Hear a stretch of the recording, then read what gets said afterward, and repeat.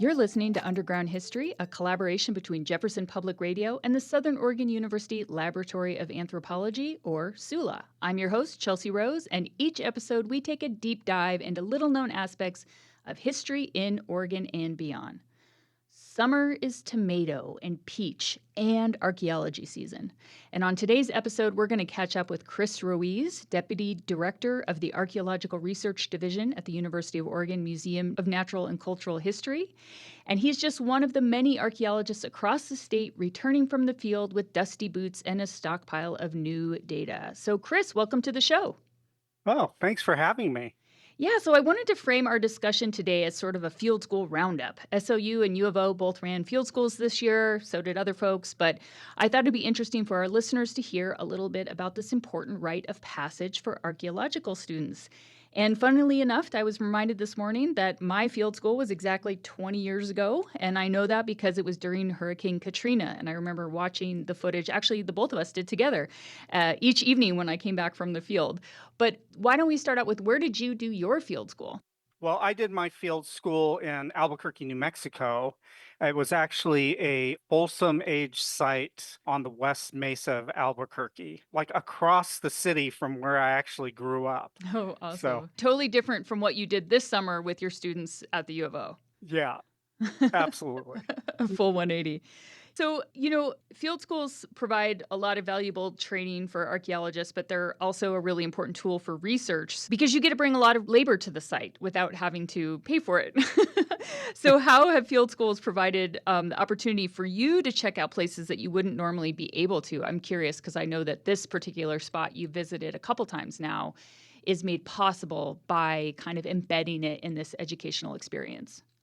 Yeah, so this is the first field school I've personally run. And in this situation, we had been partnered with the Applegate Heritage Arts and Education nonprofit. They had gone after grant funding to help support various projects we've had out there since 2012. And this was the first year that we ran a field school, and archaeological projects can be expensive. And previous ones we did out there were largely partially funded Volunteer. by these grants that the AHA had received, but also through volunteers. And this year, the field school gave us the opportunity to do a lot more work for a longer period of time than we have previously. And, field schools all have the shared goal of providing students with relevant experience and instructions, but they can look a lot of different ways. Like you had mentioned, your field school in New Mexico, my field school was actually through the University of Oregon at Boston Mills.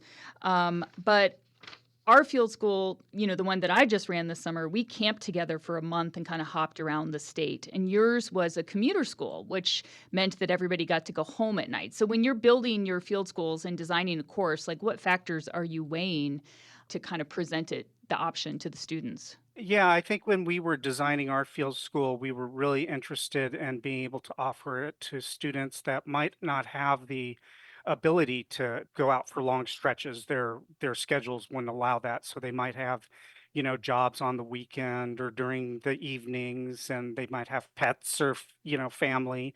And so field school, the ones that require travel are not always accessible to everybody. So it was really important to us to offer a field school that a variety of students might be able to participate in.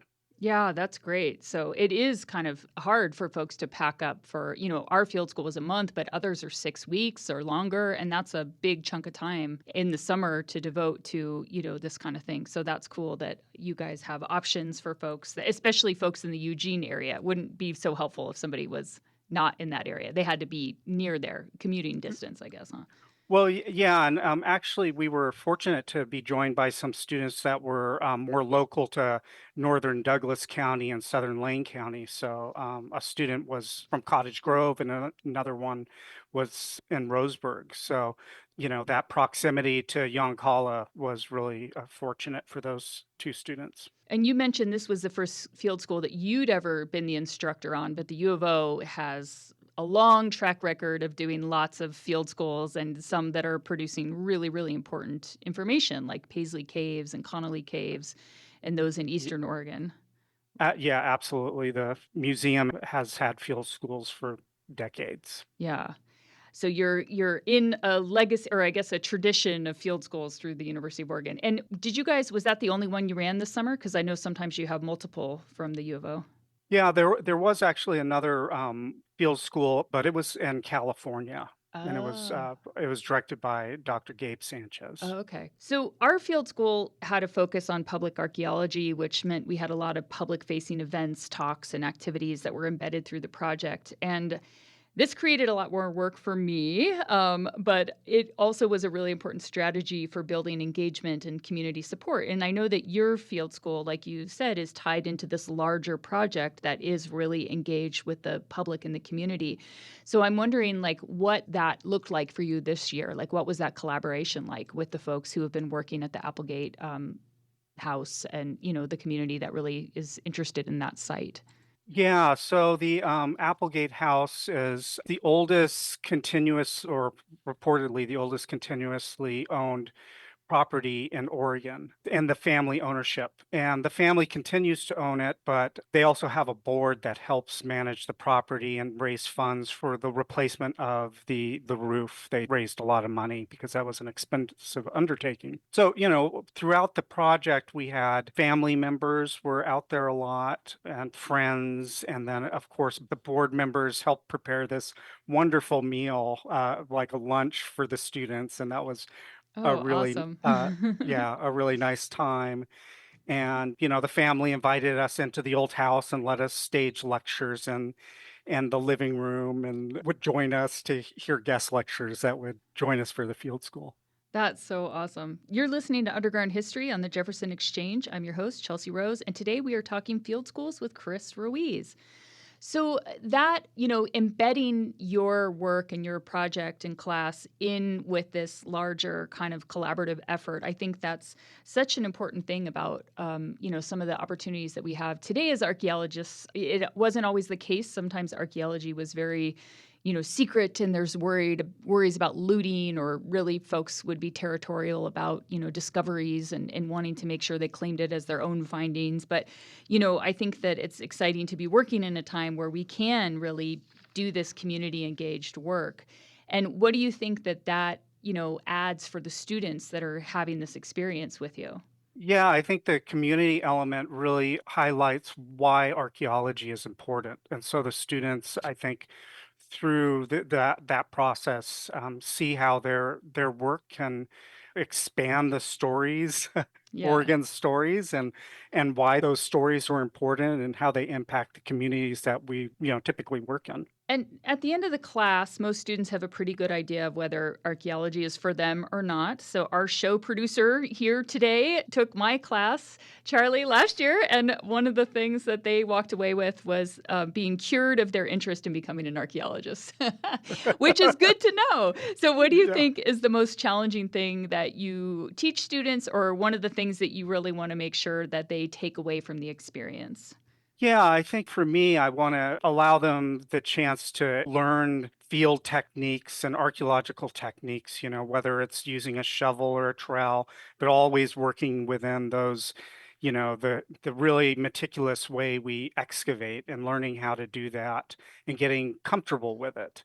And, even to laying out units is totally new experience. Excavation units Mm-hmm. is a new experience for most students. So the way archaeological investigate field investigations are conducted is really rigorous, and so I'd like the students to walk away with those skills. Yeah. And I think one of the benefits to your particular class is you spent the entire time in one site. So the students really got to know the site and the soils and kind of understand things better. We hopped around a lot, which has some advantages because students got access to survey, to, excavation, to, different types of things that we do as archaeologists. But I think there's, value in both types of experiences. So what do you think that students like when they first show up to that site and then when they leave there, like how do you think that they're changing the way they think about it?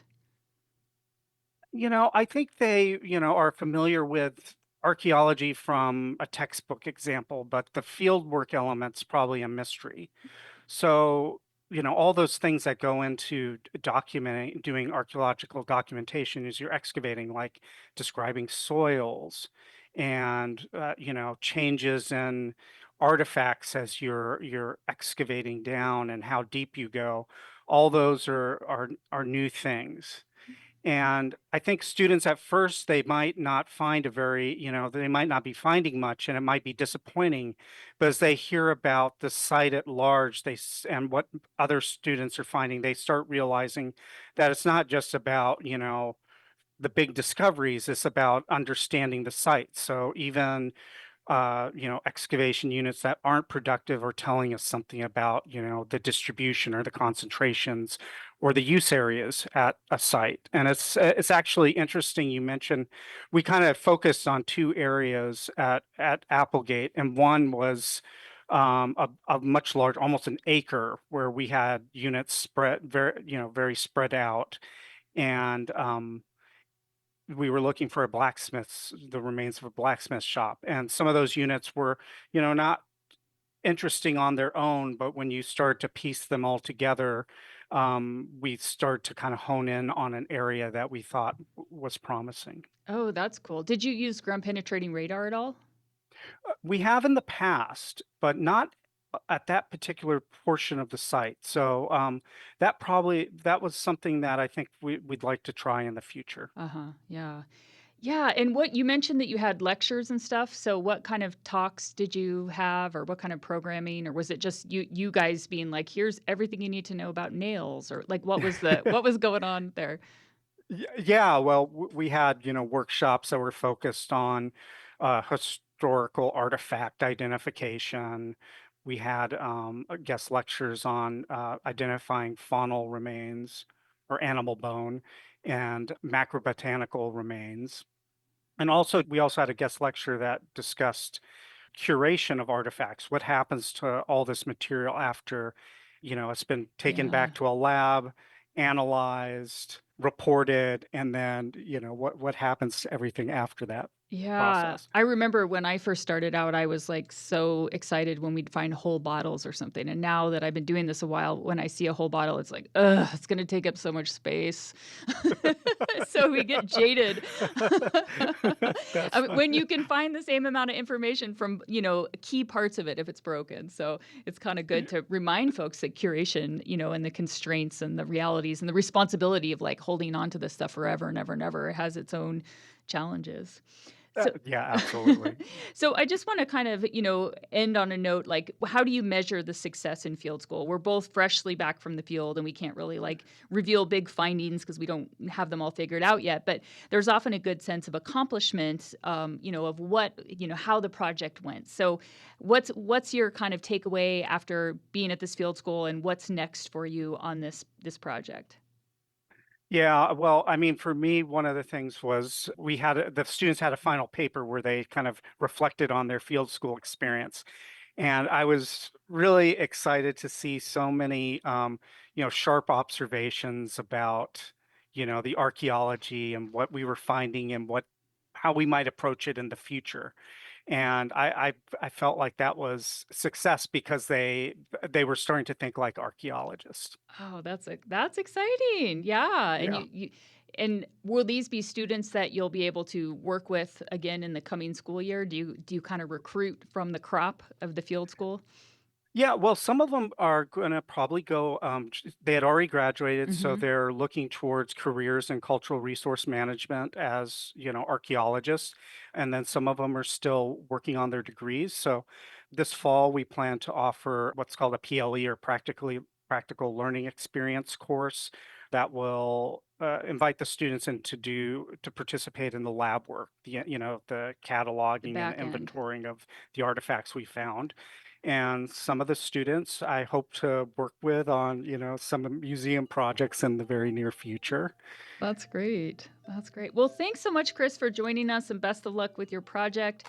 That wraps up this round of Underground History on the Jefferson Exchange. I'm your host, Chelsea Rose, and our show producers are Natalie Golay and Charlie Zimmerman, the one that does not want to be an archaeologist. And you can find this episode and many more at jeffexchange.org or wherever you get your podcasts.